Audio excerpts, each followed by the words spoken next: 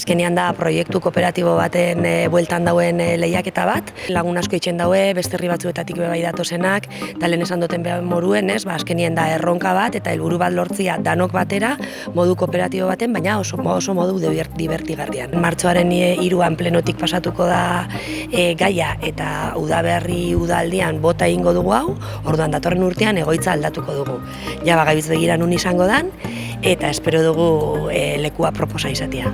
Eta 16an hasi ginen hausnarketa bat egiten kooperatiben artean, Mondragoneko kooperatiben artean, eta hor bai irten zen nolabait talentu erakarpena erronkaretik, daukagun erronka demografikoak eta nahi gendun bilatu hori sustatuko lukeen ekimen bat. Eta azkenen ikasketak noiz elegitzen diran edo noiz hautatzen den bide bat edo beste bat, izaten da gehiago, 10-16, batez ere 16, gerturatzen adin hortara, baina feslegolik hortarako ebaluatu gendun alternatiba desberdinak eta FLL-ekin gelitzu ginean.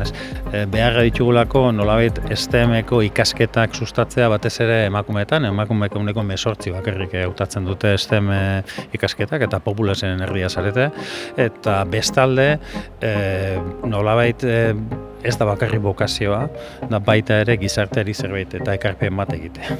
Importantea da baita desatea, hau ez dela STEM ikasketak ikasteko programa bat, baizik eta edozein ogibidetan, baita ere komunikazioan edo edozein arlotan, teknologia erabiltzeko eta lantaldean aritzeko eta habilidadeak garatzeko programa bat ere bada.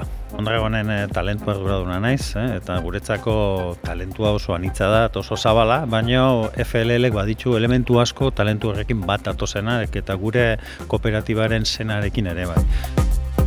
Hemen arrasaten badaia 7 urte barabiltzala proiektu honi FLL antolaketa hontan, baina Bilboko taldeak, talde berri bada, gainera talde bat zeina ez dagoen talde ez da talde natural bat, fakultate ezberdinak nahastuta eratu dugun talde bada, eta erronka nagusienan dut hori aurrera ateratzea dela, eta egunean bertan ikusiko dugu emaitza, espero benetan ona izango dela. Jairu baten ospatzen den ekimen bada, hori erronka bada beraientzako ere, lan hori aurkeztu, ondo atera daixela indako ensaio guztiak eta gero, eta hori erronka bada, nerbiak egoten dire, bestetik postasun handia egoten da, gauzak ateratzen direnean, da ikusten da alaitasun asko dagoela. Nik uste dut esperientzi bat dala, irrifar batekin bukatzen dozu, eta hurrengo urtean berriro etortzeko gogarekin.